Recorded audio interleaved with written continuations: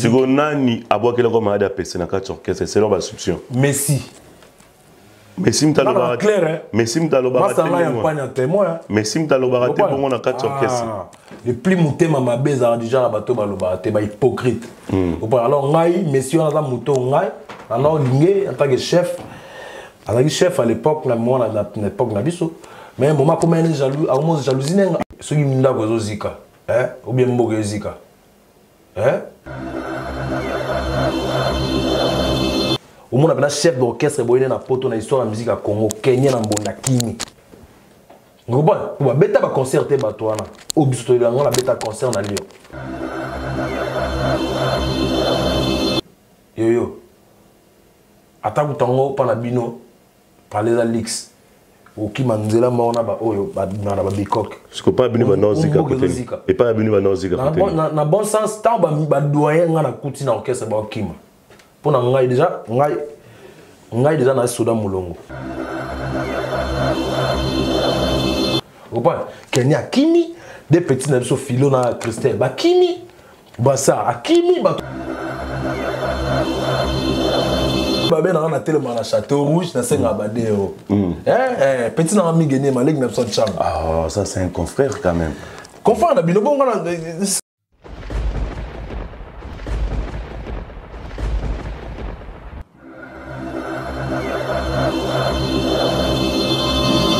Edino yoza fin mutaliki azate oza suka libulu zanga suka mokako swa kende donc yo leki Edino image elona osenga yo chikote bango Solution ezwami epai ya Patrick Maloa Vengi pompe funèbre Global Service. Du jamais vu à Paris, PFGS, Pompe funèbre Global Service Val-de-Vione. Pour l'enterrement de vos proches, parents, amis et autres connaissances. À Paris, en France, la grande maison spécialisée, Pompe funèbre Global Service, s'occupe de tout. De la morgue, cortège, jusqu'à l'enterrement au cimetière partout en France, adressez-vous chez les pros. Au numéro 25 rue Léon, Paris 18e arrondissement, métro Château Rouge. Renseignements et informations. Demandez Patrick Maloa Vengi au 01 44 92 82 85 ou au 06 52 56 67 16 ou encore au 07 83 99 58 93 double 033 à partir de l'étranger. Location des salles pour réception de la famille éprouvée.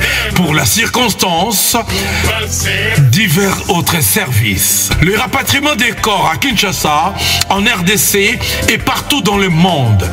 C'est l'affaire des pompes funèbres Global Service. S'occupe de tout. Inhumation, exhumation, pose de pierres tombales et crémation. Renseignez-vous rapidement à Paris et aussi à Kinshasa. Faites confiance toujours aux pompes funèbres Global Service. Merci Patrick Maloa Vengi, le grand bosseur, le grand baobab. Toujours. Ce sont des œuvres.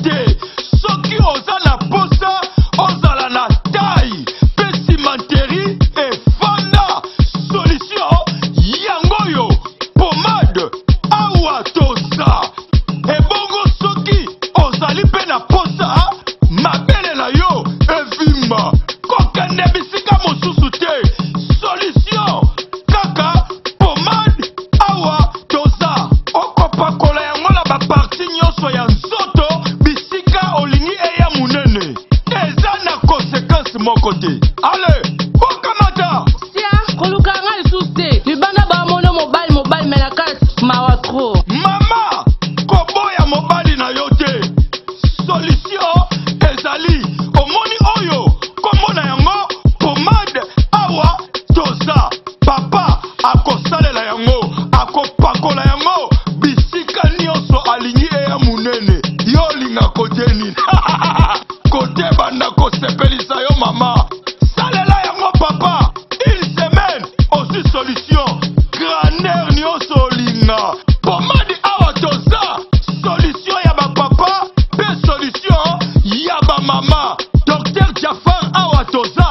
wumela pona kozwa yango eza kotekama partout na Afrique. Tala numéro ya telefone yango wana na RDC. Ebongo na Europe tala numéro ya telefone yango wana contacte biso oya boya otuna ngulu.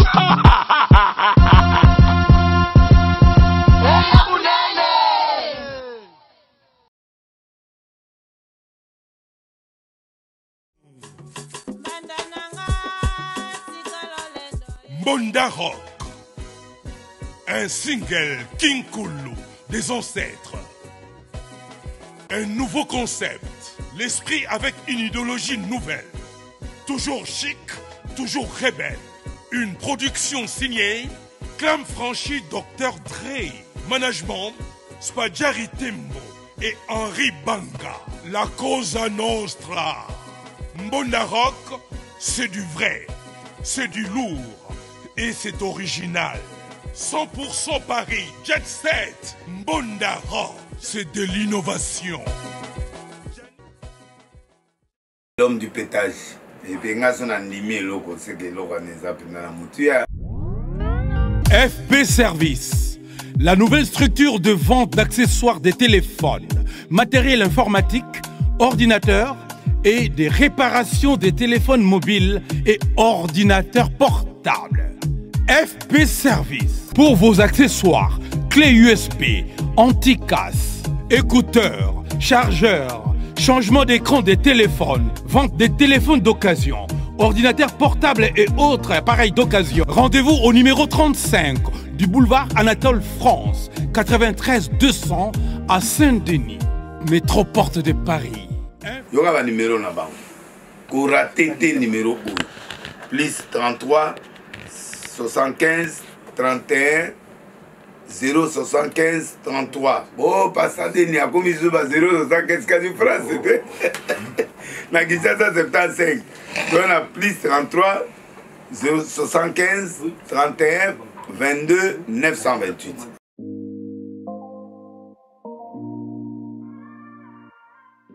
Et L5 Travaux, le professionnel du bâtiment.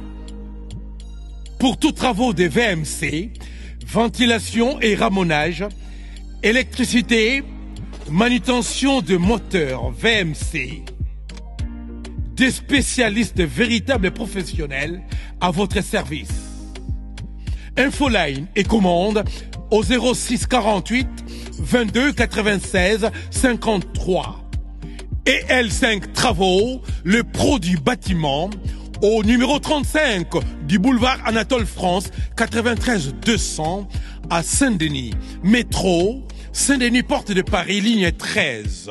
Et L5 Travaux, Kisalou na Kisalou, Mwana Kekete. En tout cas, Diezola Nazaka na yo agence kitoko boy papa. Obike na tindi batu nyonso kuna. Au sein de la famille surprise, tindela bango biloko à toute sécurité na agence de biso Zola Production A. Rue du Marcadet numéro 31 rue du Marcadet, Paris 18e. Biso tola la kate biso. To tinda canapé po, to tinda café na masuwa. Na Diezola. Et comme beta gazon. Nga bibe na Paris zaka Diezola. Batu donc bazo kam ndiki biloko zo koma noki boy na batakisa sa bazo ndima te boye biwano ye okutani na Diezola, tu envoies ton colis, ton frère ou ta sœur ou ta mère à Kinshasa, il prend le colis à bon et uniforme, nulle part ailleurs sur Zola Production avec lui-même Diezola London. Aussi voilà, mariage là samedi. L'autre j'ai demandé qu'il bloque commis et pourtant na tela qui voit l'on a mardi na tongo. Lelo j'ai dit aux on a beaucoup déjà côté kokina netité de aux voile. Na tia qui a pas ya Zola Production pas Diezola. 31 rue Marcadet. Nzamba pambola bino penza o agence ki to pe loko bunga kate na nde boza ko embala ngo bozo protéger ngo na biloko eza fragile. En tout cas die na éviter. Et on a kinya kei kitoko vraiment. En tout cas merci beaucoup pour kende ka de l'avant.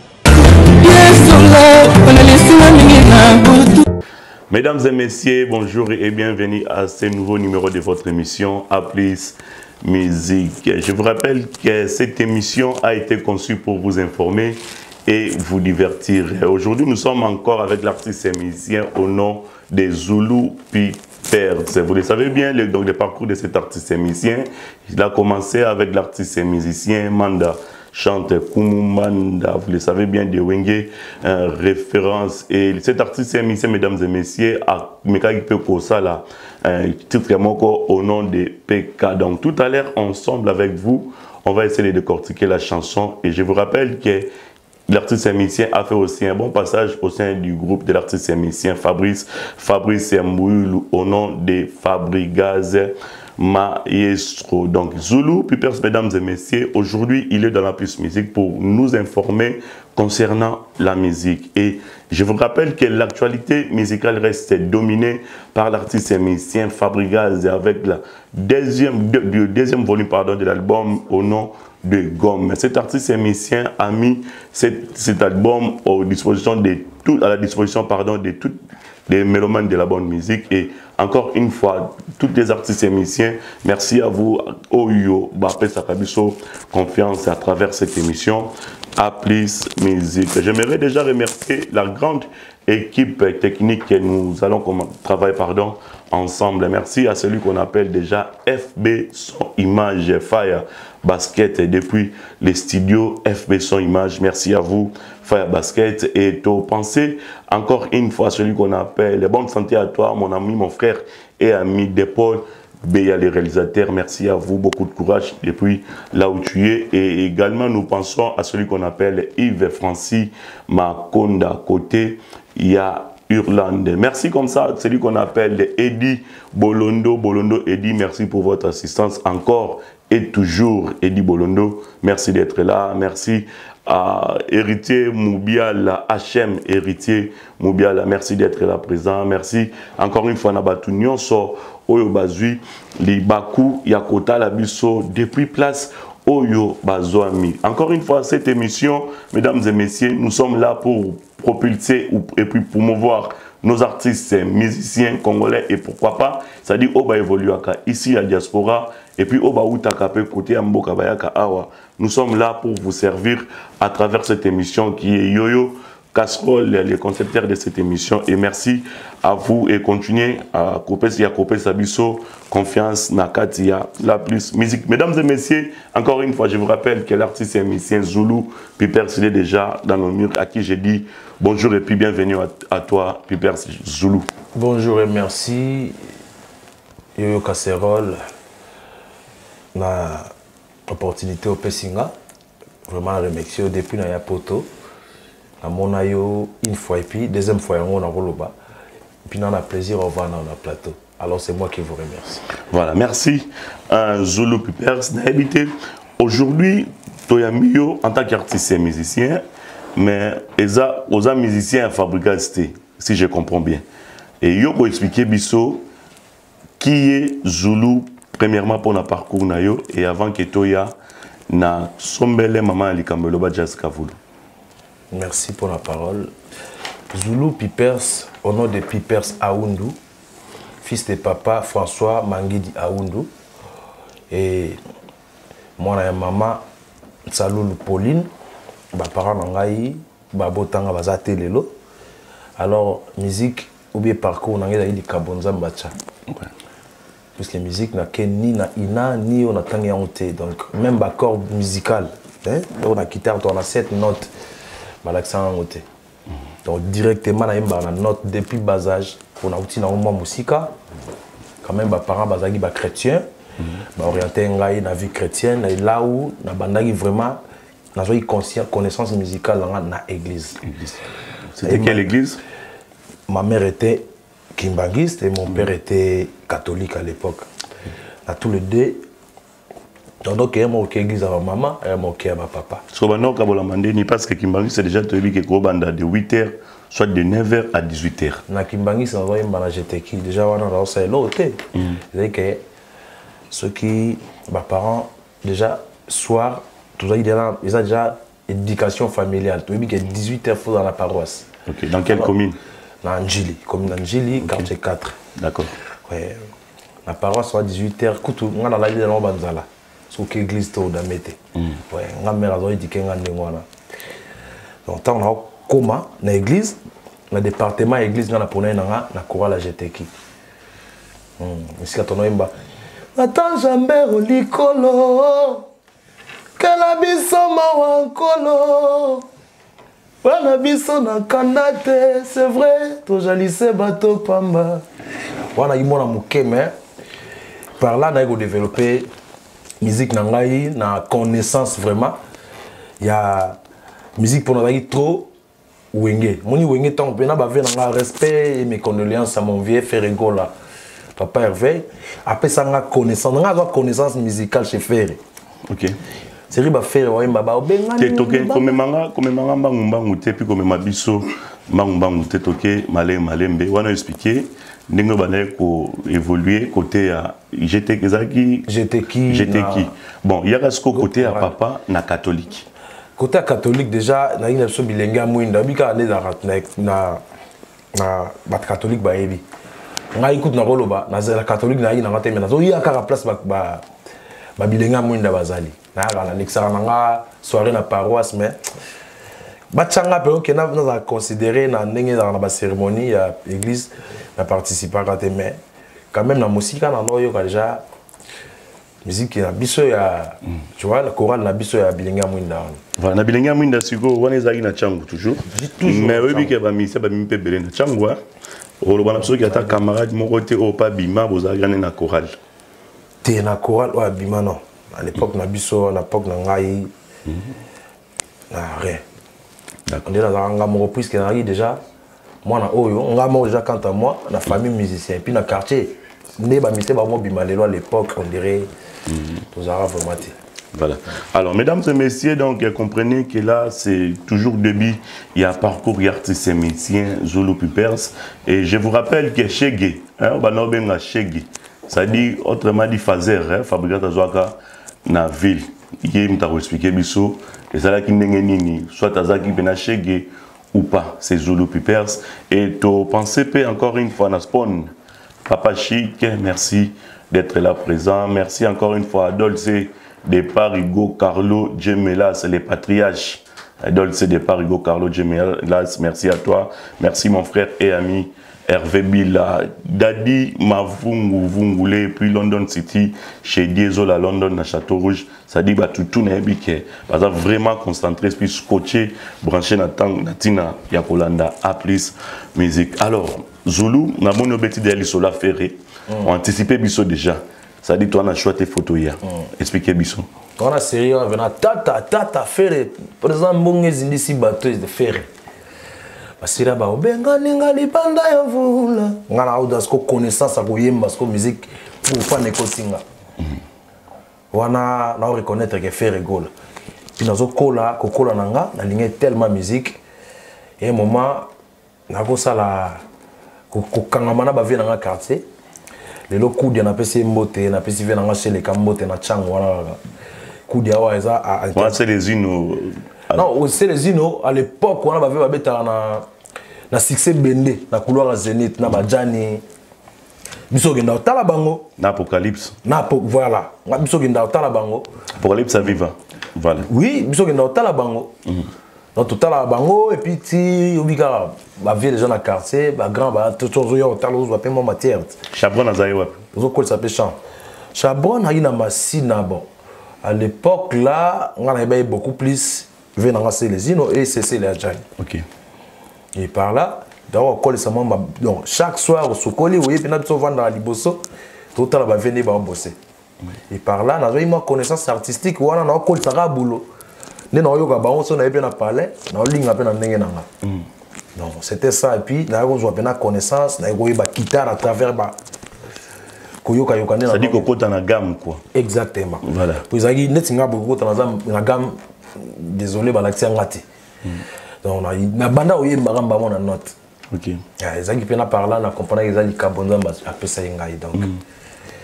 Et na go si c'est na vient a capella kudia. Waimba Samunange mekezola mashida nyonso ngepesa nange kado elamba ya motane na latelio tournée à Saint-Valentin naza ponctuel ndenge yolingaka Jean-Kikita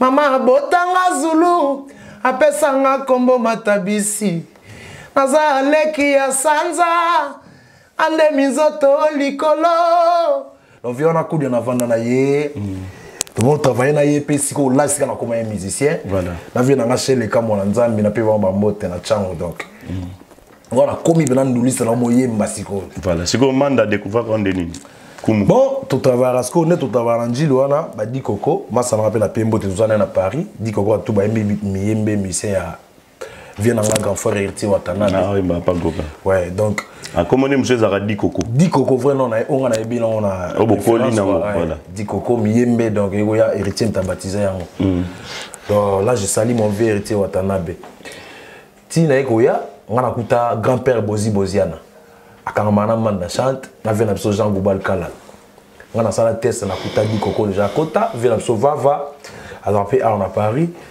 na Ange petit frère Komomanda na sala test devant grand-père Boziana okay. Et par après na imba kunzemba gode yamba donc test ngana sala moment gode nzemboni hello konini so welingana gode yamba nyonso nde toyebaka na kobongisa bolingo nyonso baswanaka mpe Al Pacino c'est ça babongisaka bonianga na yo ekomi seko boye uta yo kenda ngalalaka te yambanga weyo nzoto ebebi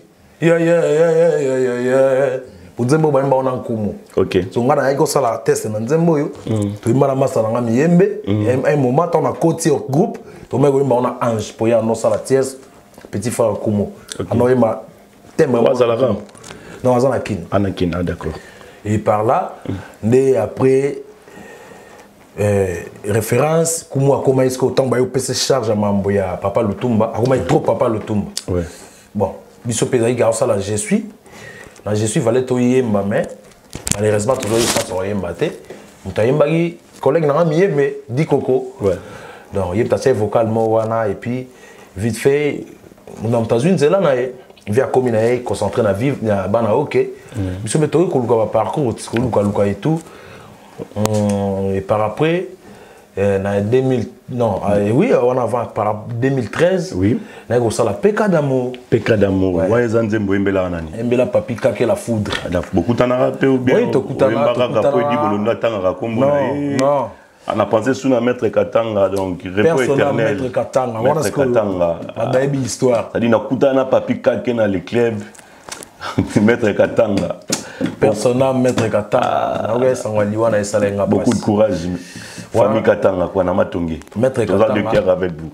et puis famille à Bajidoka nyonso ya sportive donc nous sommes de cœur avec vous beaucoup de courage à vous on a déjà maître Katanga maître sécurité à papi kake bilo donc famille kake mobimba maître Katanga mudesi que soki azo bima maintenant madame à l'époque je salue Grâce Boyimbo et pendant de quoi frère nangai Patrick Sarr est mort donc la simana Grâce naie ne la joie occasion à mon na foudre voilà il n'a pas mon nom mort de bandakala et tout donc papi kake tout fait tout flamme souka en 2000 vers 2013 2012 donc 2011 quoi papa va papi kake Zulu pas aimé papi kake na on aime bango avant voilà avant papa non après faire voilà j'ai l'histoire on a l'histoire il était une fois je suis rencontré avec un bon papi la foudre il m'a aimé moi aussi j'ai aimé Dieu valable amour inséparable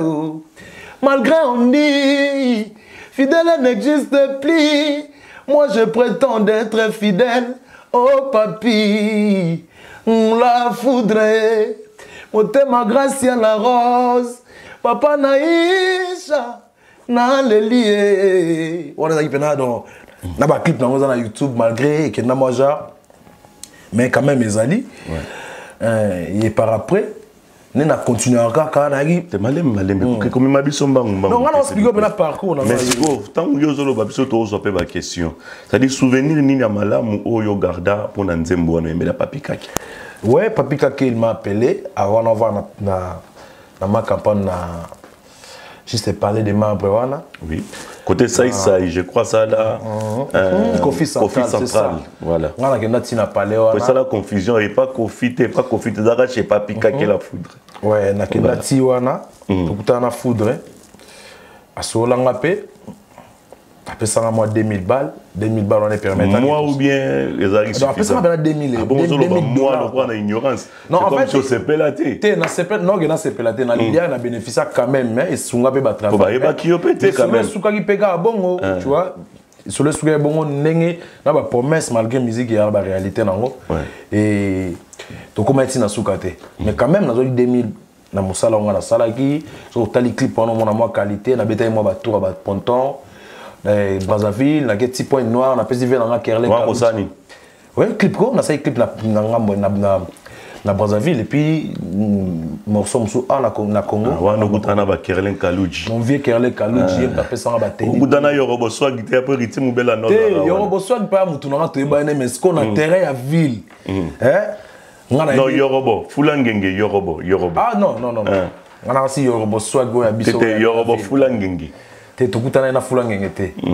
Fulangenge musique, tout na été. Voilà. Donc là, mon vieux Kerlé Kaluji, je salue en passant, à Sungaïnga tellement trop, on a réalisé un clip. Voilà, par après, comment on regarde ce qu'on a qui na galera, on a succès, on a bien, faut avoir bon de la yo-yo. Faut avoir bon de la Tony, Tony Koko Kuntwala. Faut bon de la. En tout cas, c'était le bon moment pour nous. On a vécu quand même, souffrance en musique, Nandinga Bongo. Voilà. Par la musique est la facilité. Ouais. Donc, Tony Koko a ébi maintenant loba. On a ya rappelé pas Tony. On repère ça. Sous $5, on a les kabat baye, les manques à considération, bah fini non. Moi voilà Tony Koko a ébité en sa émission. Il y a une plateau de toi, tu vendias. Fiesta Mbou, réalisateur déjà carré, mais par après, tant qu'il y a une bonne actualité, moi, je suis un émission PRA, je suis aussi là. Et tu as merde, je suis la ville, je suis en proteste. Ah non! C'est là. Malembe. Et tu as merde. Malembe. Zulu Pipers. Non, Malembe, on a posé nous. Vous assurez? Au la vérité. Paris déjà. La ville, au Bandosani. La ville, c'est la COP. COP, ni au Bandosani, la ville. Là, dans le bangon, on a eu la sonité. Dans la COP, on a effet. Moi, en effet. Mon effet, ce que c'est là. Malembe. Expliquez-vous. Aux Alaganango, Biminango, de Tchangou, Tiville, autant bonango, na Moutou. Ou soit au télémisango place moko na ville au télémi aux autres. Parce que tu petit va prêtre tout, va mettre papi qui benz, personnel mettre tété cabo et les fantômes qui sourient.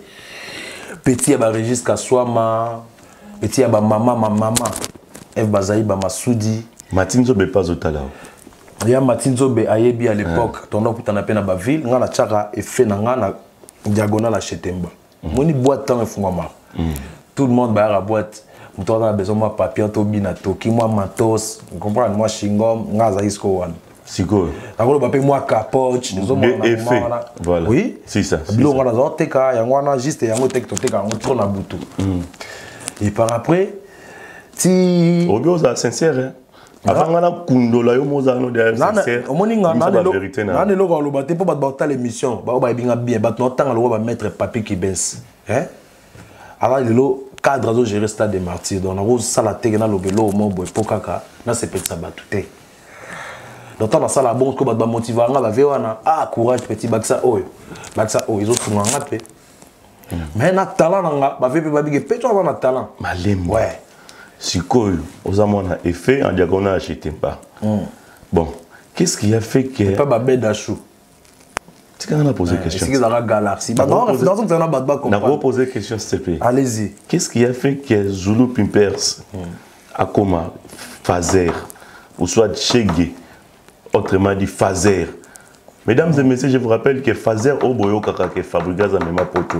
Chegué à ville, c'est Zulu. Yé au Tozanaï. Et ça, la n'engagné comme Chegué dans la ville. Ah ouais, on a déjà tant de père d'Escobar par an. Hein?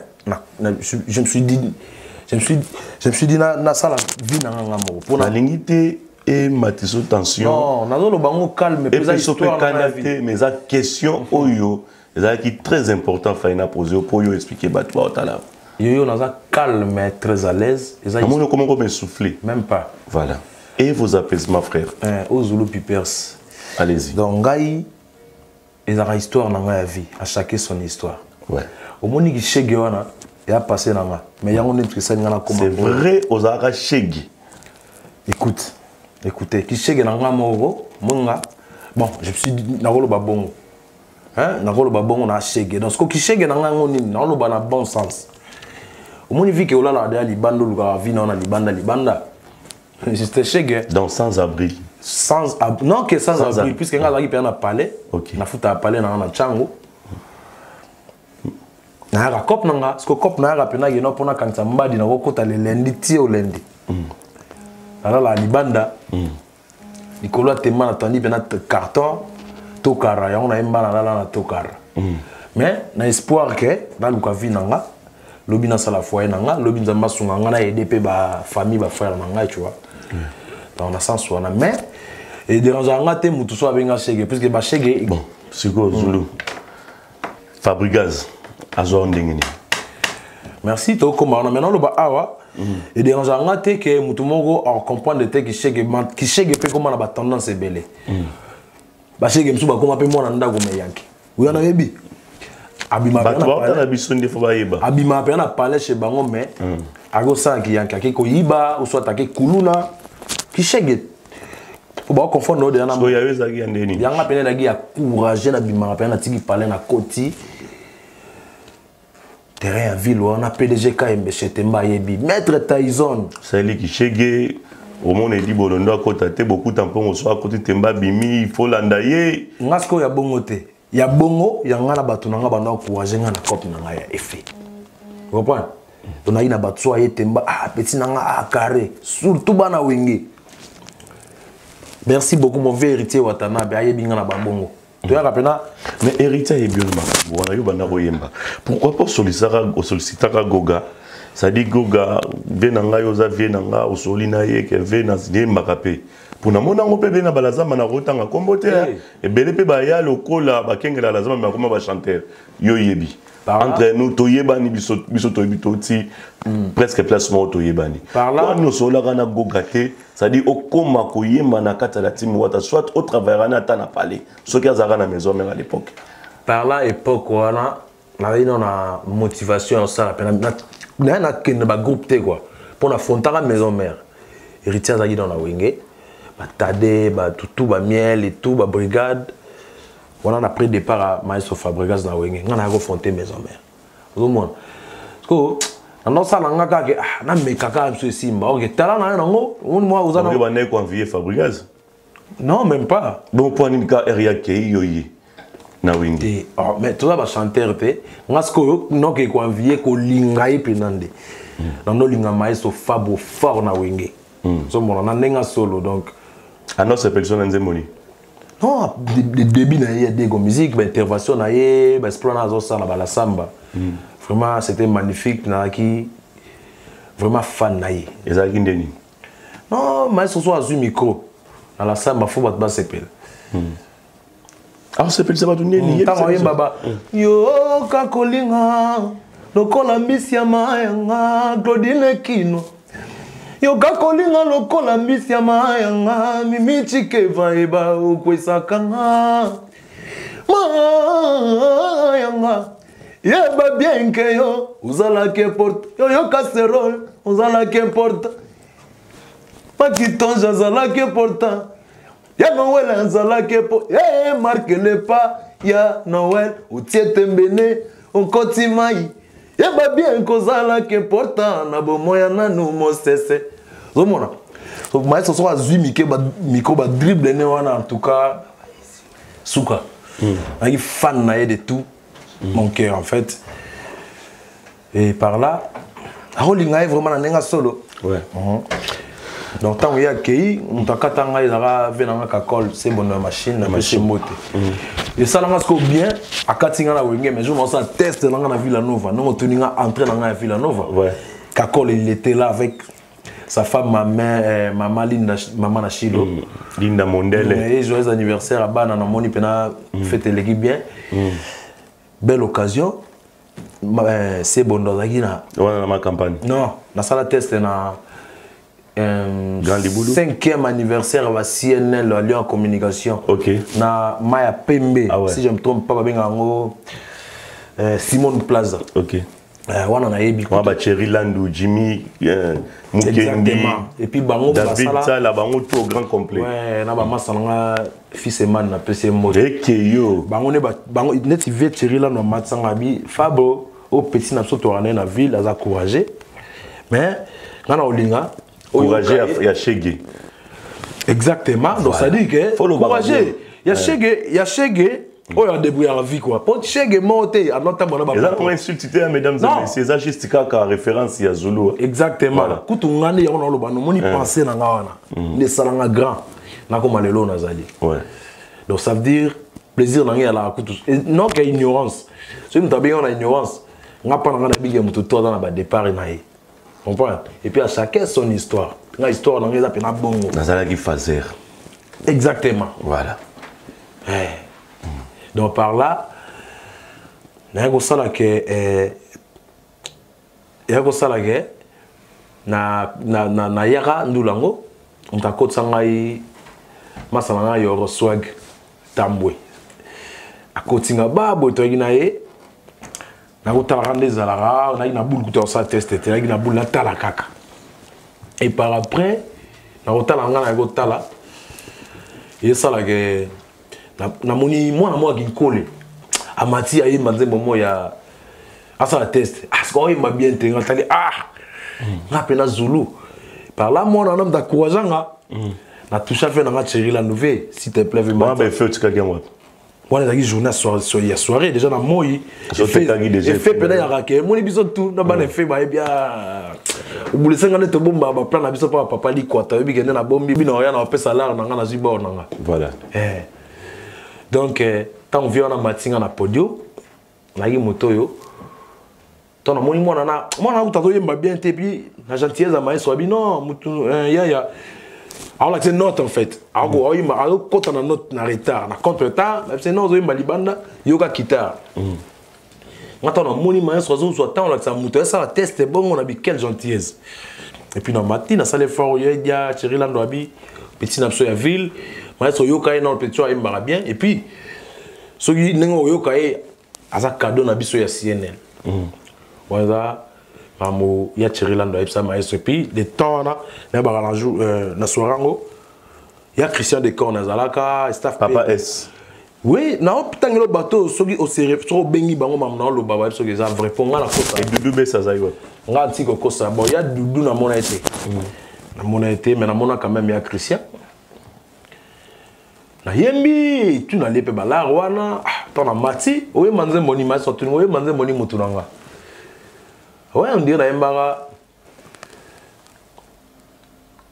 na Micheline mbaka na bonga na lumbaka na Micheline libala etikala ya bana ya masolo anga motema na ngai etonda mafaya mobali tovwandi bambula na sina mesana na bizaleli na ye yo moto latisanga voile lelo voile zangi costume ozala kantimba oke otiki nzuzi na nani l'automne oyi manzembo yo ba toi carré retour à public za indeni exact ba tout content na go mbagu zu deuxième chant ne ma so bisela nga petit nga bébé Bouchou Geoffrey na PC moté ouais azane bien non azane bien bon ba lo ba beli zaka ba stratégie ya musique za msu ndenge fois même la mam nae mais ça bien OK to so là dernièrement ça est très bien ça ba studio nae dis moment boye ma so yemba na de plique na wenge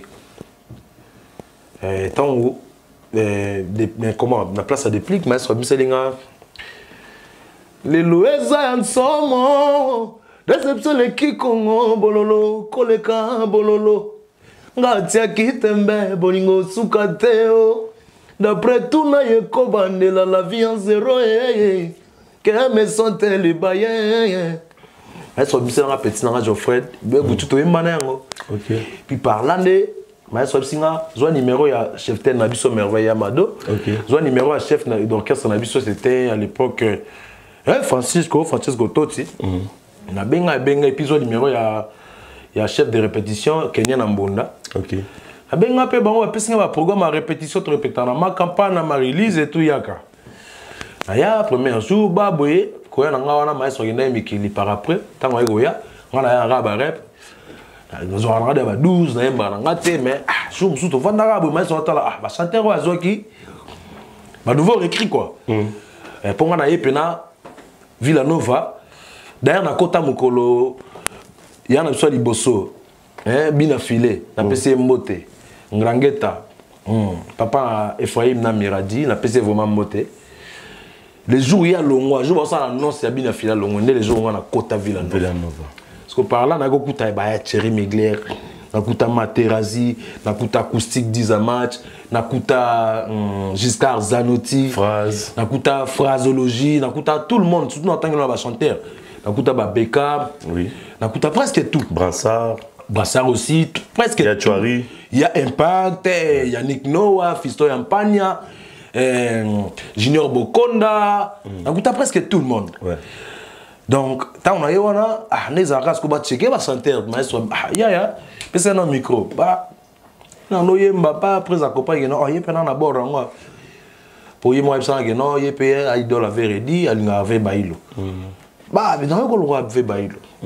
Si le roi a kota, peut-être on a aime ça va venir bailo. Na rep. Oui, na barrette na banzem bailo. Tenabi jour. Non. OK. Ah ouais, il me semble que je vais faire tout le monde bossara. Est-ce que non, quand même banzem mon angate. Au petit là il mange que non, on a chanter. Nous moni avait rédio na imba libala. OK. Libala. Tunazango mama. Tunazango basopela yonde masolo.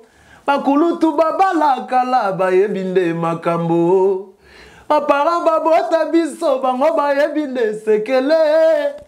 Likolela komo susu mama. Kuruza ya likambo komeka boye bia mozindo teme. Tunanzango. Maso bino carré au côté. Mais c'est ça la Kota Villanova. OK. Et après, comment continuer ma rêve? Nous avons album Mobe Faki Bima à l'époque. Merci, je crois. Ouais, merci. Il faut que tu aies mon akatia, merci. Par là, si on est Kokotaranga, test pena, on sait test à public, ce qu'on a orchestre, il faut confirmer. Kayo pena, niveau inspiration. Par là, on m'a dit, on a tourné dans revoir, on a parlé à Kenda, on a galéré dans la ville, c'est qu'il faut mettre papi Gibbons, venir dans la tenda, il faut aller là-bas, belé et tout. On a dit, il y a souffrance, il faut aller là. La minute, toi, on a molé là. Ok, banda kala. Zela tozoya wana avant bango nanga ina profité na pesa bambo te belé à Héritier Basket. Héritier Basket. Mes salutations très très chaleureuses à toi. Merci comme ça celui qu'on appelle David Molinga David. Merci à Guy Basket. Et puis Château Rouge Mokonzade continue à Guy Basket. Tous ensemble être pensés à Trésor Pembele Trésor et encore une fois Gelor Luntima, pourquoi pas Flavie Panda Flavie les nobles. Merci à Pito Mavungu Pito Gelor Ingila mon directeur. Merci pour tout ça. Bob Mbole, merci à toi, merci à encore une fois MP12. Donc de la part encore une fois il y a notre ami Eddie Bolondo. Merci comme ça, servez mieux qu'au Playboy depuis quelque part. Tu pensé à Arnaud Mwanga et puis Betch Kabouya, super play. Merci à Betty Manda depuis Bruxelles, Aminata Kiambukuta et pourquoi pas Princesse Kiambukuta toujours dans Bruxelles, Aminata Kiambukuta à côté à Londres, donc British.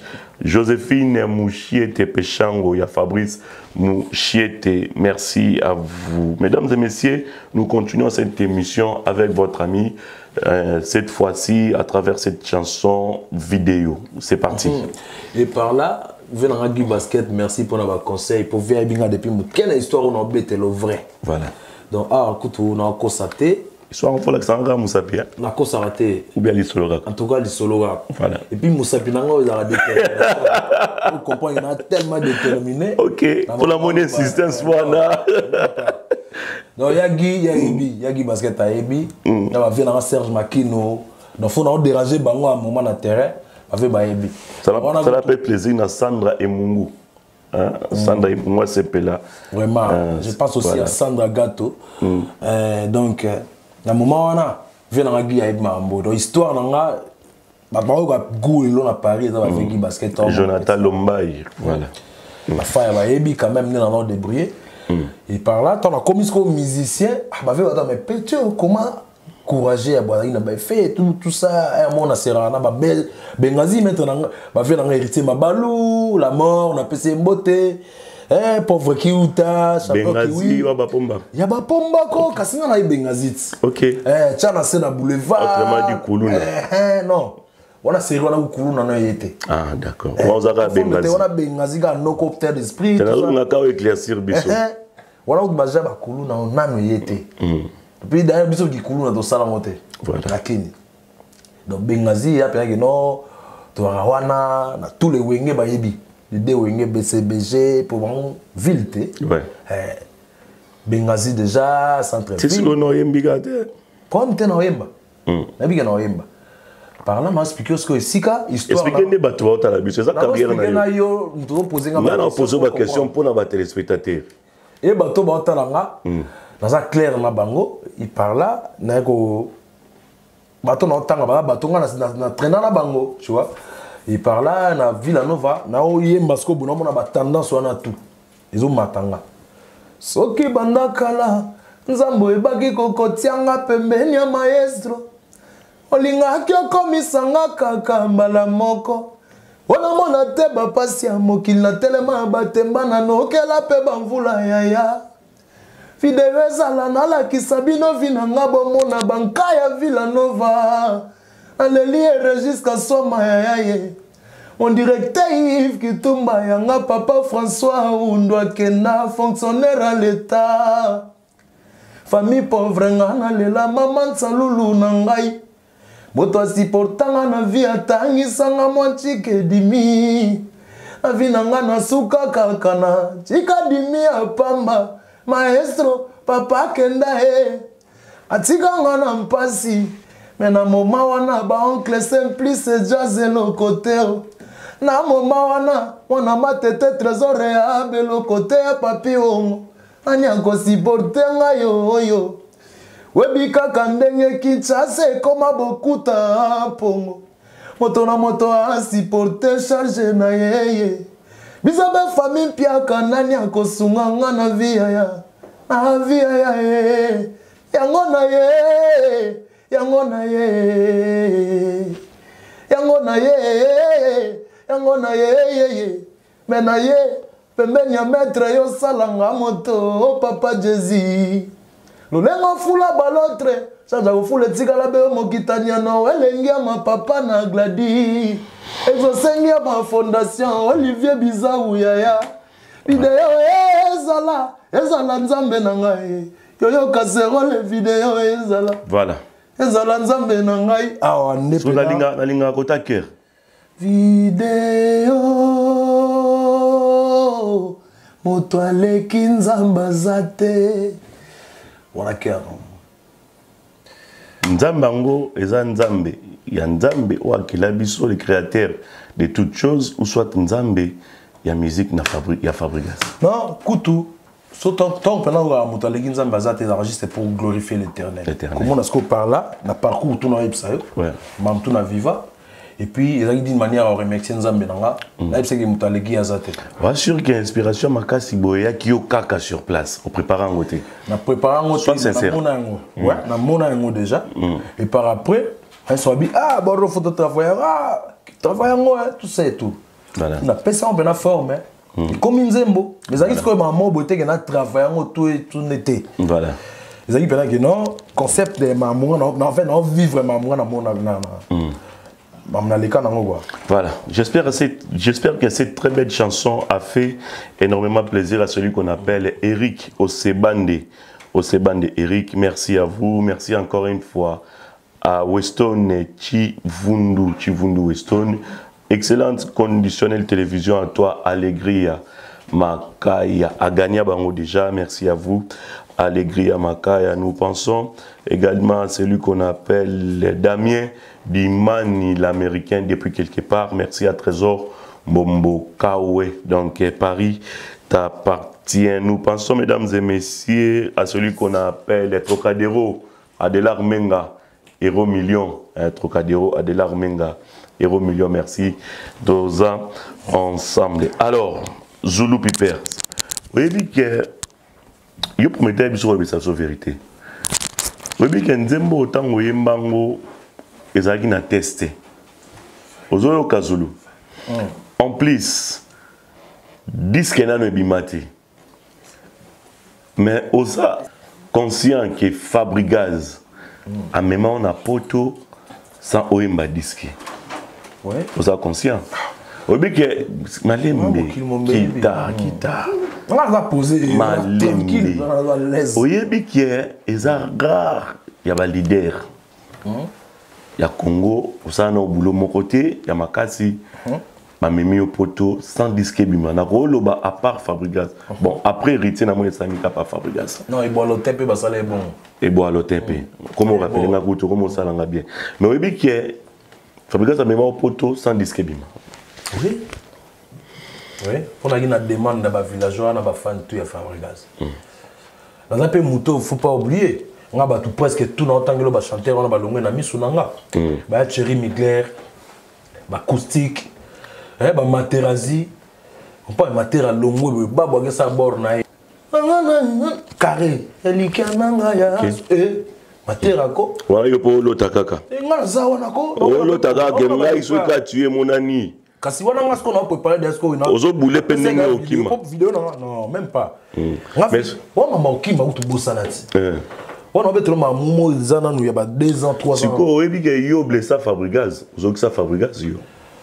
Oui, barango. Si quand on a blessé, yo blessé parce qu'il y a personne qui espoir pas na yo. Oui, bien. Non, au moins la musique est yo. On va battre na blessé puisque si on blessé, on dirait au Chubembeli na Mukongo poignarda yi. Pas na route Fabrigaz maestro. Là c'est combien de fois ça démos en esprit va shegi. Ah bon?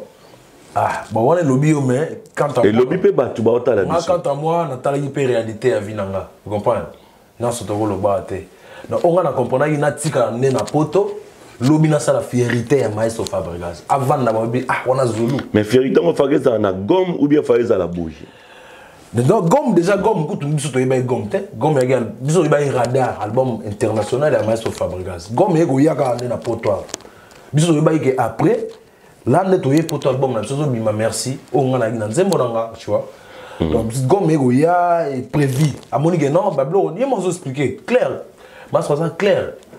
Après, départ, Nabiso, il était choqué, mais et par rapport à mon éloge, ça a gommé quoi. A gommé pas comme histoire n'a vous assure qu'il y a gomme mieux et bien noté. Non, quand il y a gomme, comme il y a titre ici quand même. On a vu radar, album yo, ils ont qui il connaît Gobima. Ou soit un Gobima après il y a biso un groupe, c'était radar. Et là on est bano ça cause à mes content, cause à côté Fabrigaz. Depuis boza qui na kincho ya poto. Non, on est content. Vous êtes content mais pourquoi qui maille? Idée on est où toi wapi? Vous allez sincère. Idée et moni ceux qui m'inda bozo zika, ou bien mboge zika. Yo. Attaque tango panabino par les Alix. Qui manzela maona ba oyo ba na ba bikok ce que pas binu ba nozika côté et pas binu ba nozika côté na bon sens tant ba doyen nga na kuti na orchestre ba okima pona ngai déjà na soda mulongo au monde na chef d'orchestre boyene na poto na histoire de musique à Congo Kenya na mbonda kimi ngoba ba beta ba concert te ba toana au biso to la beta concert na Lyon ngoba Kenya kimi des petits na biso filo na Christelle ba kimi. Bah ça, à Kimi, bah ton temps, bah bête à concerter. Ouais, bon, éviter qu'il voyage aux États-Unis, Zali. Tu y es plus qu'un biso, bah l'accepte souvent moins bah visa dans son hôtel. Mais pas ni beaucoup patienter, il était beaucoup continuer tout. On les asko yo, que tout le monde a poton yango et potos, ko poto toi il y a 2 semaines. Ou pas toujours visa 2 semaines, ma kamudo maton na moto ebele. Na tali n'habité. ngakuto de préférence natika ngamo déjà ngana se décider ngamo natika na poto ngolo belo mo boy ngolo ba peu clair puisque Nadi Sabeba, si je ne me trompe pas, il y a Doudou Bessa, un téléphone, Maestro Fabregas, il y a Zulu, Maëlle. Donc Maëlle, on a est-ce qu'on a se retrouvé le roi, Zimbabwe, se retrouver des niveaux pour acquérir Zimbabwe na TV. Désolé, les acquisitions, c'est des arabes exemples. Se retrouver des niveaux. Na référent qu'est-ce qu'on a ba Viwana, na ba Massa, na ba Jamusket, ba Dani Koulé. Jamusket a salini Bob. Non, à l'époque, tu veux que ba ça la coin na futu qu'on a poto. Dani Koulé vivra bien à Lubumbashi. Problème te na beta selon histoire il y a Europe. Bah il espoir que papa za ba poto za na coin na futu ka et tout. Mais à ma grande surprise papa mba za raté mais OK papa mba ba za raté. Afin que quand papa a fait pour preuve tout le monde a vidéo circulaire papa tout na yo au tigala na poto sala nini olingo sala nini on me taper ça opinion na et puis papa m'a atika batu génération na poto obi chinois non chinois na poto ebi donc na bailo ils a prévu amener chinois et puis on na bailo venant bailo star mais jour d'aujourd'hui bailo à la kine pour mettre na poto comment il était pourquoi papa m'a fait espoir si il y a Dani Koulé espoir il y a Zimbabwe espoir il y a tout le monde au bazar espoir que papa za Bob Jamusket et par après tu as ça là et comment est-ce que problème lelo alors on a référé la histoire là tout dans occasion yo ngai na kutana nango ya vraiment pareil donc on a référé nango makasi na mone na ko sa pere wana te héros yo nazonga po chance ya rambala moko Maestro Fabregas a père manga a meminga en Europe c'est bien place naza na reconnaissant et puis nous la reconnaissance oui ba reconnaissance il faut ça faire na vie te wana yum todo kanisa ke fait ngaité yo ndo kanisa eza ba question o fari ba oser ba réponse yo répondre yum to kanisa bon ba tunde ba kanisa bon yo expliquer ba le jour d'aujourd'hui ba to nazo lo bande ba pesa la caméra na pas parce que c'est début pardon caméra d'aujourd'hui ba to wana ne ba ba azulu en tout cas au boulot vrai au salaire bien et tout ça imagine comment on peut caillou dans la poto ebi félicitations par là ce qu'on dit la félicitation boninga na zoaka abi papa musique ça donne on zamba chayo ekufate et puis Maestro Fabregas ça y était à des fois za ginzambe abaye za la pona yo pour le lot se retrouver na poto voilà et puis c'est pas pour rien avant ne peut pas ngate na palais ba memi na poto donc boulot on appelle ça qui na kuta na mambo belo et na za pe desi parce que maintenant na botami na eba malade en PCT mais pour nino que non mon aujourd'hui malade en PCT na quatre orchestre c'est ça on a expliqué mais fait on a tout na ki mutema benga na vivre na musique c'est nani aboa kele ko malade en PCT na quatre orchestre c'est leur assumption Messi mtalo clair Messi mtalo baraté Messi mtalo baraté bongo na quatre orchestre le plus mutema mabeza déjà la bato baloba te ba hypocrite alors ngai Messi on a muto ngai alors lingé en tant que chef à l'époque la moi à l'époque na biso mais moment comme un jaloux à moi jalousie yo na yebisa que Messi mtabo ke lo madi en PC bon yo nga ba yebisa on appelle na pe ya na tambola ba singa na ba collègue na biso pe na ba collègue na biso les seuls tu comprenez ndeni que ça va tangi le kuma mutu moi na tangi comme mutu po na na logo te on na perdre l'esprit po nga pe na espoir ngo ezali Messi et un moment où jalousie ngai et là mutu moko na bombine mutu na tanga komote mutu ayib sangata obaki olo ba vérité na pour protéger mutu wana voilà azami image ya mutu wana za musicien est-ce ngata la momina ekutu alobi momina longola ba borango tout c'est tout yaka kuna pa na ngana to le kate mais utiliser est-ce que si ma collègue nanga pa lo ba yaka kuna momina ebi ya opsa la kisi mo bokoko ou pas coller si ça mukusa so Messi même pas bon, je crois ça qui est en point d'après eux. Jalousie. Alors, jalousie par rapport à quoi? Par rapport à Moussala, et puis exactement c'était jalousie. Non, ça là, et puis dans la liste de voyage, pas et tout, à mon gars, ça t'es en ça. Donc on va confondre de tout plan à mon thème à ma base à une envers là. Vous comprenez? On a ébaïté. Voilà. Que yim d'abord il y a un massou, il est malade en PC, na s'attendait écoutez. Voilà. Donc massou na mon yon babo la kimimba on dit ba série chez oncle na biso chef coutumier. Et du coup, à quand on vite Fabien outil à la place et outil na Moussa na bino. L'entourage na. Voilà. Bon, Sigo Zulu, vie actuelle ya Zulu. Mais avant tout, il y a Gomme, il y a Fabregas. Très bien l'album. Voilà, Banzembo tout, donc du premier volume au deuxième volume. Merci à Calvin Kamani, depuis quelque part à Otalabiso, c'est-à-dire toujours il temps, il y a au solo là. Christian Salawa. N'a évité d'expliquer Bisso, Nzembo Nini, où est frappé yo. Non, Banzembo presque tout ça bien. Ouais. Bien, mais. Oh, on a en fait, Banzembo Moussou, on a travaillé depuis qui, hein? Donc, Moussou, on a groupe. Et le bin absolu, il Gomme, le bin absolu, comme Ozo, il y a titre. Autant qu'il y a merci. C'était merci dans le titre album na Bisso. Mais album Gomme, là, le bas. Gomme est sans imprévu. Donc, ils ont imprévu que Gomme est royal. Mais vous travaillez sur Banzembo. Non, travaille Banzembo. Mais vous évitez qu'ils en a Katia Gomme, si je comprends bien. On a tout le titre à Gomme. Exactement. Tout y a maestro Zagité. Voilà. Tu vois? Zagui na radar. Radar, zone risque album à mettre. Et par après, ton autre travail, Banzembo, le roi, avion, il y a un guiwa. Il y a un guiwa, là, héros. Et je salue à passant, on a pour mon travail, monnaie, surtout toujours bas héros. Banzembo, le roi, avion. Avion et ligno, sala crash.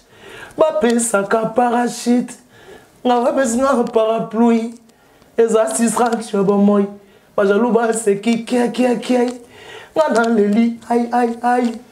Yagi wape sans chance. Adende la tana mokongono ewe. Donc qui va bengi na me redouble. Yagi. Souci est comme romba. Balame chako.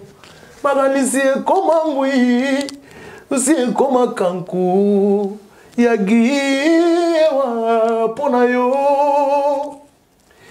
Ferrari passa makala et banga jamais coupira courant ayoyoyi ba comparer tenanga azakada frambume na bolingwa gewana ngai meseleria ta solo kitoko okolyango te na goya matembele aya gewa zabaguna ngai lèvre rose bo Botena e pananga jojolina Nzete futi sakandeke mbongwa loyete Pona zala tongi yagi Ebongo yo moto Nga moto fabro e Olinga ofele na komi ofutango na droit ya vina ngai.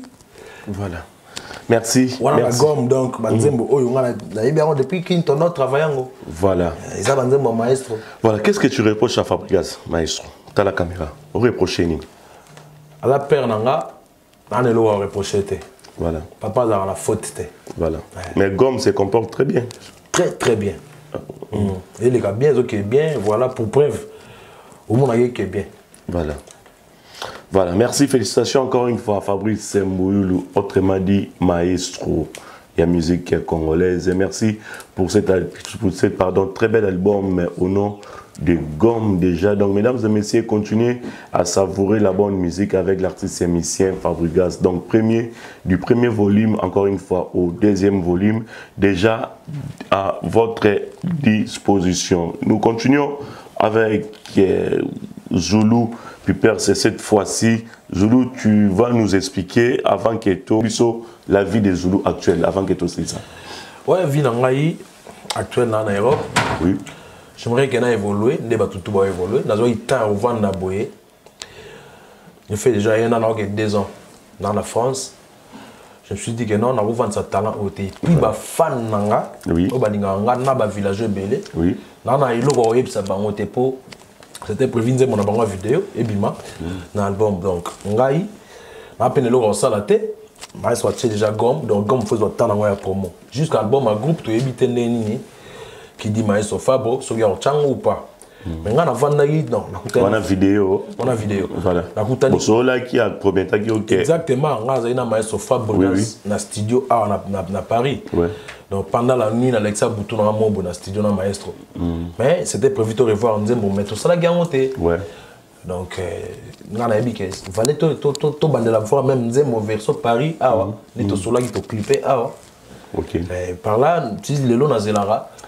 Nazara moto na patient mais na monitonga on a zo comme ba pikiri ya ba fan. On a découvert mais Zulu go vendre boité. tala baninga na ngo kinga na sa carrière na pona otala batute mais na tonga na bango na kukuta na frère nga Fire Basket na PC Mbote oui maison de production ici tous FB100 image donc Fire Basket Yagi Basket la famille sacrée merci pour nos conseils ya Dali Mavungu désolé London City les partenaires toujours donc même si nga Zulu go vanda boete ça la moi quelque chose là na ope ça bato assurance ya voix nanga kaka mais nanga remixer quand même banzembo bakulutu nakutana ina kulutu redi ya misi via vanda na Noisy le sec nga donc kayu nanga na kutana vie et puis ya l'honneur na mwana na ye via la tinga parler yango zo numéro benga na chapo on a bengi vena bina na souci na remixer banzembo tout ça na idole na yo pe na ve donc vient dima qui a kuta changa poa on sala on remercier na single ou bien on sala on na sala on du genre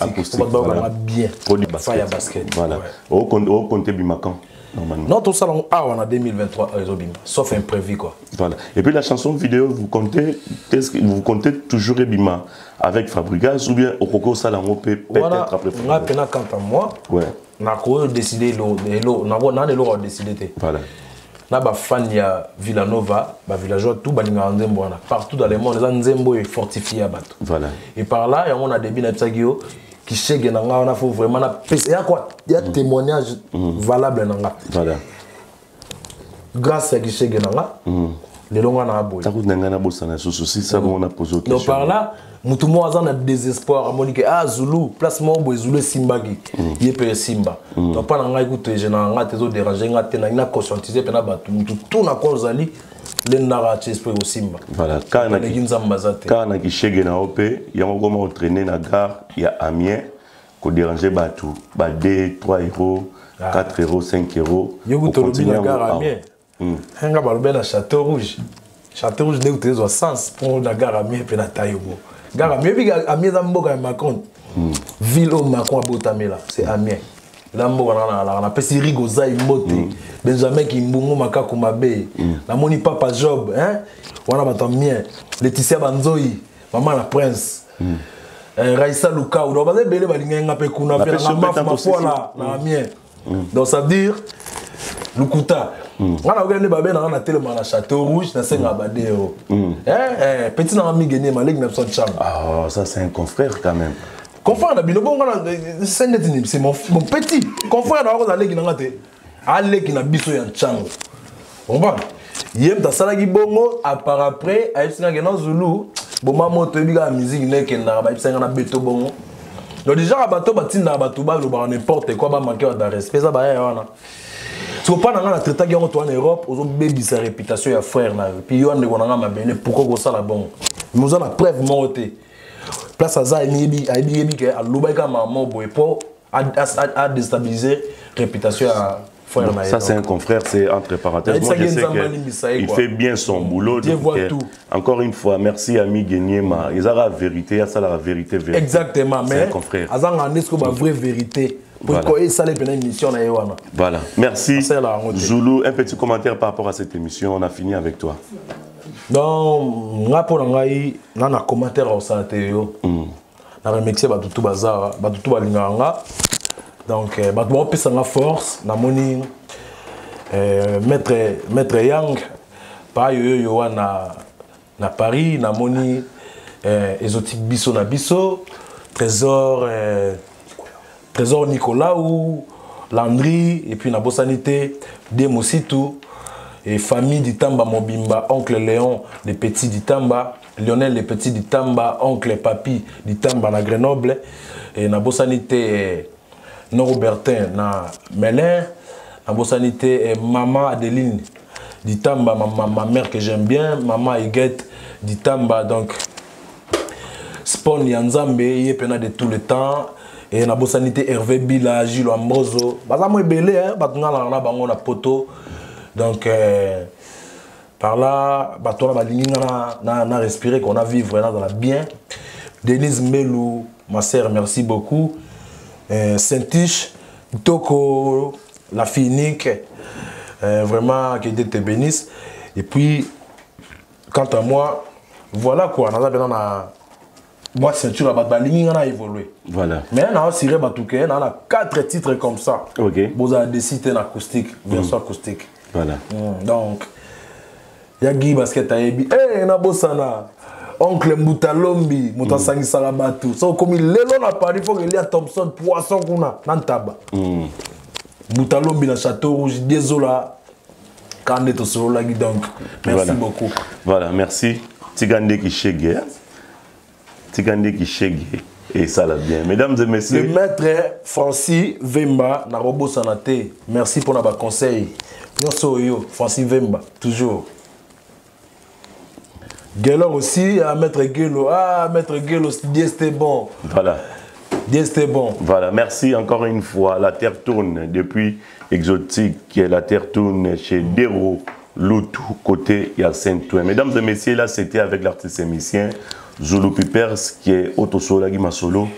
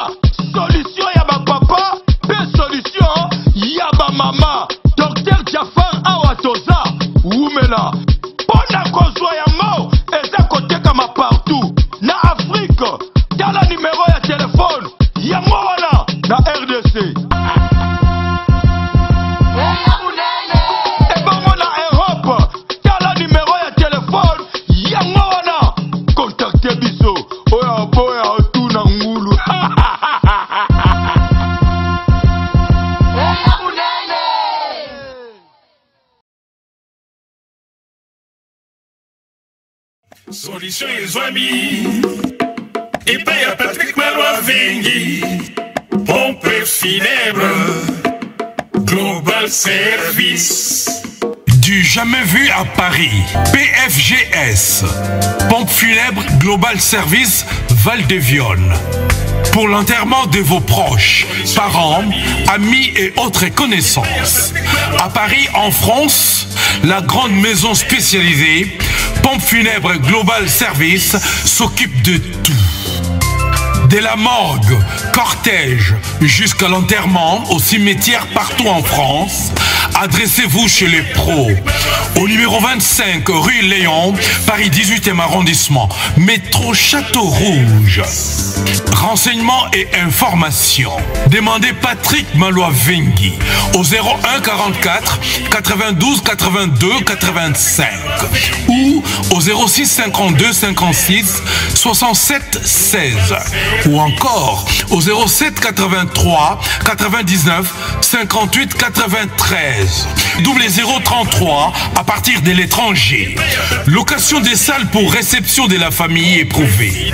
Pour la circonstance, divers autres services. Le rapatriement des corps à Kinshasa, en RDC et partout dans le monde. C'est l'affaire des pompes funèbres Global Service. S'occupe de tout. Inhumation, exhumation, pose de pierres tombales et crémation. Renseignez-vous rapidement à Paris et aussi à Kinshasa. Faites confiance toujours aux pompes funèbres Global Service. Merci Patrick Maloa-Vengui, le grand bosseur, le grand baobab. Toujours, ce sont des œuvres. WS Production, Willy Sionga. WS Production, Willy Sionga.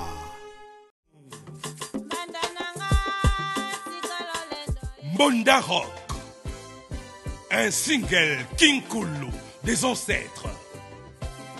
Un nouveau concept, l'esprit avec une idéologie nouvelle. Toujours chic, toujours rebelle.